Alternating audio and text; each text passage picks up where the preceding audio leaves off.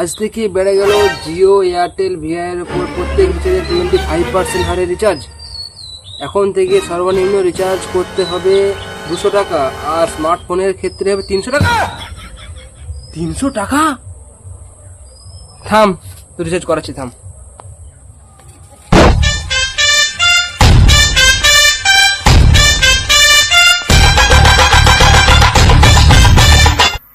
কি করে?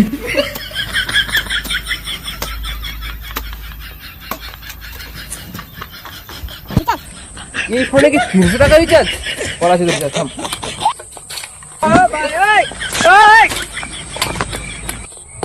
কি করে? 300 টাকা রিচার্জ? আমাকে 300 টাকা রিচার্জ করতে বলছে?